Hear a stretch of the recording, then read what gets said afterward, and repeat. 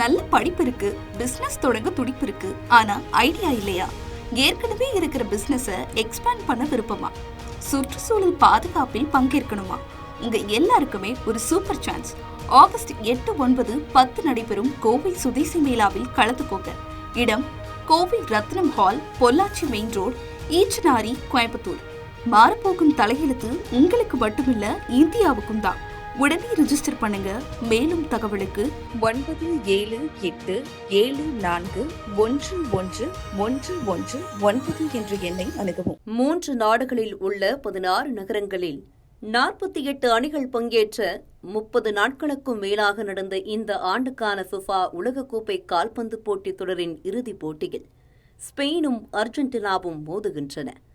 வாழ்க்கையில் நாம் எத்தனை முறை கீழே விழுகிறோம் என்பது முக்கியமல்ல, விழுகிற போதெல்லாம் எழுந்து நிற்கிறோமா என்பதுதான் கேள்வி என்ற வாசகத்துடன் லயனல் மெஸ்ஸி கண்ணீர் விடும் புகைப்படங்களையும், வெற்றி பெற்றபோது உலகக்கோப்பையை அவர் உயர்த்தி காட்டும் புகைப்படங்களையும் ஒன்றாக இணைத்து சமூக ஊடகங்களில் வைரலாகி உள்ளது. கீழே விழுந்த துயரில் இருந்த மெஸ்ஸியை மட்டுமல்ல, அர்ஜென்டினா அணியையும் தூக்கிவிட கைகள் இருந்திருக்கும் அல்லவா? அது லயனல் ஸ்கலோனியின் கைகள். யார் இந்த லயனல் ஸ்கலோனி? 2018 தடுமாற்றத்தில் இருந்த அணிக்கு ஒரு தற்காலிக பயிற்சியாளராக பொறுப்பேற்று உலக கால்பந்து அணிகளில் தலைச்சிறந்த அணியாக அர்ஜென்டினா அணியை மாற்றியவர். அர்ஜென்டினா அணியின் பயிற்சியாளராக பொறுப்பேற்ற லயனல் ஸ்கலோனிக்கு போதுமான அனுபவம் இல்லை என்று கால்பந்து ஜாம்பவான் மாரடோனா கடுமையான எதிர்ப்பு தெரிவித்தார்.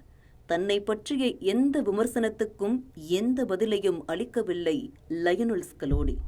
2019 ஆண்டு கோபா அமெரிக்கா கால்பந்து போட்டிக்கு முன்னதாக அர்ஜென்டினா அணியின் பயிற்சியாளராக நியமிக்கப்பட்ட லயனல் ஸ்கலோனி அர்ஜென்டினா அணியை 2021 ஆண்டு கோபா அமெரிக்கா தொடரில் பட்டம் வெல்ல வைத்தார். 2022 இறுதி சிமா பட்டத்தையும் 2024 கோபா அமெரிக்கா பட்டத்தையும் வென்று கொடுத்தார். 36 ஆண்டுகளாக உலகக்கோப்பையை எப்போது வெல்வோம் என்று ஏங்கிய அர்ஜென்டினா மக்களின் கனவை 2022 நிறைவேற்றியவர். 2016 ஆண்டு லயனல் மெஸ்ஸி சர்வதேச கால்பந்து விளையாட்டில் இருந்து ஓய்வை அறிவித்த போது போகாதே லியோ என்று பதிவிட்டிருந்த லயனல் ஸ்கலோனி அவரை மீண்டும் விளையாட வைத்தவர்.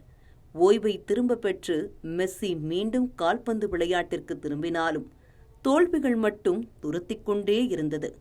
பல ஆண்டுகளாக உலகக்கோப்பையை வெல்ல வேண்டும் என்ற கனவுடன் ஆடிய லயனல் மெஸ்ஸிக்கு ஒரு வழிகாட்டியாக துணை நின்றவர். காலிறுதி, அரையிறுதி, இறுதிப் போட்டி என்று ஒவ்வொரு போட்டிக்கும் ஒவ்வொரு ஃபார்மேஷனில் களமிறங்கி எதிரணிகளை திக்குமுக்காட வைத்தவர். லியோனல் மெஸ்ஸியை மையமாக வைத்து ஒரு தந்திரமான வியூகத்தை அமைத்து இளம் வீரர்களுக்கு வாய்ப்பளித்து ஒற்றுமையை உருவாக்கி அர்ஜென்டினாவின் மாபெரும் வெற்றிக்கு வழிவகுத்தவர். மெஸ்ஸியின் திறமைக்கு ஏற்ப அணியின் உத்திகளை மாற்றியமைத்த லயனல் ஸ்கலோனி மெஸ்ஸி களத்தில் தனது முழு திறமையையும் வெளிப்படுத்துவதற்கு ஏதுவாக மற்ற வீரர்கள் மெஸ்ஸிக்காக கடுமையாக உழைக்கும்படி ஒரு வலுவான அணிக்கட்டமைப்பை உருவாக்கினார். வீரர்களுக்கு இடையே இருந்த ஈகோவை நீக்கிவிட்டு குடும்பத்தை போன்ற ஒற்றுமையை அணியில் கொண்டு வந்த ஸ்கலோனி நட்சத்திர வீரர்களை மட்டுமே நம்பியிருக்காமல் இளம் வீரர்களான என்சோ பெர்னாண்டஸ் மற்றும் ஜூலியன் அல்வாரஸ் போன்றோரையும் சேர்த்து அணியின் வேகத்தை அதிகரித்தார். ஒற்றுமை, ஒழுக்கம், தந்திர நுணுக்கம் மற்றும் வெற்றிக்கான மனப்பான்மை ஆகியவற்றின் மூலம் ஸ்கலோனி உருவாக்கிய அர்ஜென்டினா அணி ரசிகர்களால் அன்புடன் லாஸ் கலோனெட்டா என்று அழைக்கப்படுகிறது. இதுவரை 103 போட்டிகள், 80 வெற்றிகள், 14 டிரா, 9 தோல்விகள், 77.7% வெற்றி விகிதம் என்ற சாதனையை ஸ்கலோனி உருவாக்கியுள்ளார். லாஸ் கலோனெட்டா என்பது வெறும் பெயர் அல்ல, அது உலகம் முழுவதும் உள்ள அர்ஜென்டினா ரசிகர்களின் பெருமை. 1958 மற்றும் 1962 பிரேசில் வென்றதற்கு பிறகு எந்த அணியும் தொடர்ச்சியாக 2 உலகக்கோப்பைகளை வென்றதில்லை. ஏற்கனவே சாதனைகளால் நிரம்பி வழியும் தனது சாதனை பட்டியலில் இன்னொன்றை சேர்க்க லயனல் மெஸ்ஸிக்கு ஒரு வாய்ப்பு கிடைத்துள்ளது.